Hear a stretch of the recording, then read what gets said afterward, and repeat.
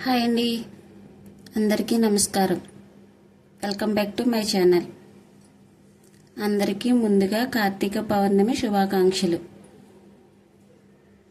Video ఏంటంటే మేము కార్తీక పౌర్ణమి నాడు పూజ ఏ విధంగా చేసుకున్నాం అన్నది అయితే వీడియోలో ఉంటుంది.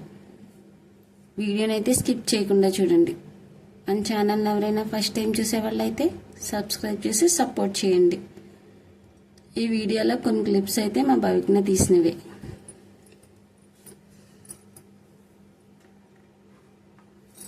కార్తీక మాసం అంటేనే హరిహరులకు ఎంతో ప్రీతికరమైన మాసం కదండి. అలాంటిది కార్తీక మాసంలో వచ్చే కార్తీక పౌర్ణమి అయితే ఇంకా విశిష్టత కలిగి అయితే ఉంది. ఈ కార్తీక పౌర్ణమి నాడు మనం నదీ స్నానం చేసిన, దీపదానం చేసిన, శాలిగ్రామ దానం చేసిన చాలా మంచి ఫలితం అయితే కలుగుతుంది. కార్తీక పౌర్ణమి నాడైతే భూమి అంతా పాజిటివ్ ఎనర్జీతో ఉంటుంది. అంటే పంచభూతాలు పాజిటివ్ ఎనర్జీని కలిగి ఉండడం వల్ల మనం ఆ రోజు దేవతారాధన చేయడం వల్ల మన కష్టాలు తొలగి దైవానుగ్రహం అయితే మనపై ఉంటుంది. అలాగే 365 ఒత్తి వెలిగించడం వల్ల సంవత్సరం అంతా మనం పూజ చేసిన ఫలితం అయితే కలుగుతుంది.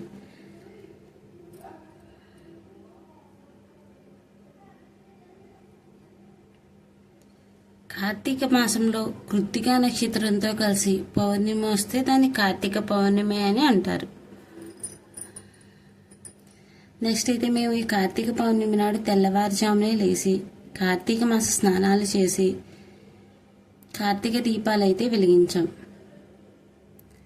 నెక్స్ట్ నైట్ చంద్రుడు వచ్చే వరకు ఉపవాసం అయితే ఉన్నాం. ఆంధ్రాలో అయితే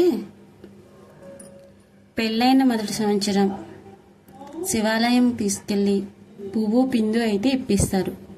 పువ్వు పిందు అంటే అరటిపళ్ళత్తం, కొబ్బరి బండం, గుమ్మడికాయ, గుమ్మడి పువ్వు, కందపిలక, బియ్యం ఇవన్నీ తీసుకెళ్ళి శివాలయం చుట్టూ 3 ప్రదక్షిణలు చేసి శివాలయంలోన పంతులు గారికి అయితే ఇవ్వాలి.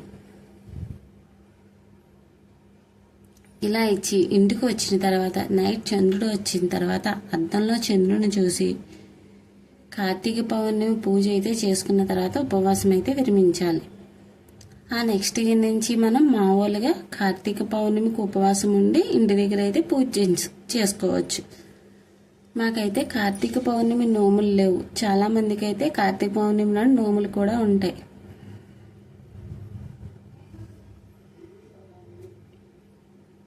నెక్స్ట్ అయితే మాకు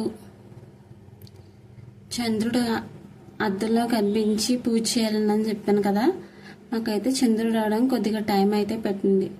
ఈలోగా అయితే మనం ఈవినింగ్ టైంలో మేము పేటను శుభ్రంగా కడిగి పసుపు రాసి బొట్లు పెట్టి 5 పేటల తోరణం కట్టి దానికి పువ్వు అయితే కట్టి ఆ తోరణాన్ని పీటకైతే కట్టాం. దేవుడికైతే నైవేద్యంగా సలివిడి వడపప్పు అయితే పెడతాం. దేవుడి దగ్గర అన్నీ సర్దేసుకున్న తర్వాత మాకు చంద్రుడు అద్దంలో అయితే కనిపిస్తున్నాడు. ఇప్పుడైతే మేము ఒక్కొక్కరుగా పూజ అయితే చేస్తున్నాం.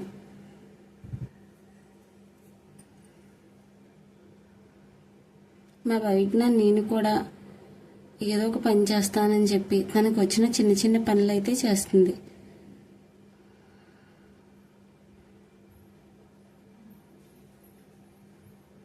మేము పూజ చేసుకున్న తర్వాత మా పిల్లల చేత కూడా పూజ చేయించి అద్దంలో అయితే చంద్రుడిని చూపించి దండం అయితే పెట్టించాం.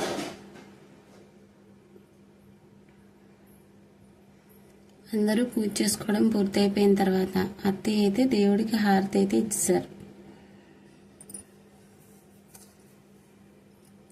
ఈ కార్తీక పౌర్ణమికి అయితే ఉపవాసం అయిపోయిన తర్వాత మేమైతే అత్తెసరు పచ్చిపులుసు తింటాం.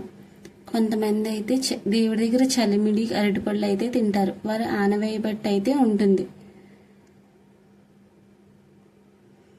నెక్స్ట్ మీరైతే ఈ కార్తీక పౌర్ణమి పూజ ఏ విధంగా చేసుకున్నారనేది అయితే కామెంట్ చేయండి. కార్తీక పౌర్ణమికి అయితే అత్తయ్య, నేను, మా హస్బెండ్ అయితే ఉపవాసం ఉన్నాం. ఫైనల్లీ 365 ఒత్తి కూడా వెలిగించేసాం. మా కార్తీక పౌర్ణమి పూజ అయితే చాలా బాగా జరిగింది.